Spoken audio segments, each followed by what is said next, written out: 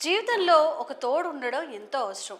పైగా వయసు మీద పడిన తర్వాత మన అవసరాల్లో తోడుగా ఉంటూ మనకంటూ ఒక మనిషి తోడుగా ఉండడం ఇంకా చాలా అవసరం.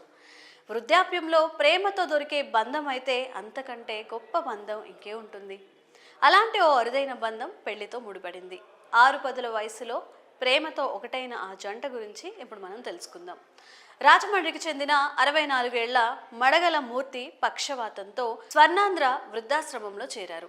కడప జిల్లాకు చెందిన గుజ్జల రాములమ్మ గత 2 ఏళ్లుగా అదే ఆశ్రమంలో ఉంటోంది.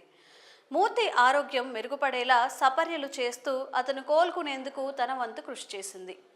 ఈ క్రమంలోనే ఒకరంటే ఒకరికి ఇష్టం ఏర్పడింది. జీవితంలో తమకంటూ ఒక తోడు అవసరమని భావించిన ఇద్దరు ఇదే విషయాన్ని వృద్ధాశ్రమ నిర్వాహకులకు తెలియజేశారు. మూర్తి ఇంకా రాములమ్మకు నా అన్న వాళ్ళు ఎవరూ లేకపోవడంతో నిర్వాహకులు కూడా వారి నిర్ణయాన్ని సమర్థించారు. అయితే ఒక సామాజిక బంధం కోసం ఆశ్రమంలోనే ఇరువరితో దండలు మార్పించి వారికి పెళ్లి చేశారు. ఈ సందర్భంగా రాములమ్మ మాట్లాడుతూ, నాకంటూ ఎవరూ తోడు లేరని, ఇతను తనకు తోడుగా ఉంటాడని పెళ్లి చేసుకున్నాను. 2 నెలలుగా మేము ప్రేమలో ఉన్నామని ఆమె వివరించింది.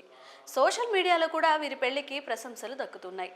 ప్రేమకు వయసుతో సంబంధం లేదని, పైగా 6 పదుల వయసులో ఖచ్చితంగా ఒక తోడు అవసరం అని మూర్తి రాములమ్మ తీసుకున్న నిర్ణయం నిజంగా హర్షించదగినదిగా నెటిజన్లు కూడా అభిప్రాయపడుతున్నారు. మరి ఈ వృద్ధ జంట ప్రేమ వివాహంపై మీ అభిప్రాయాలను కామెంట్స్ రూపంలో తెలియజేయండి.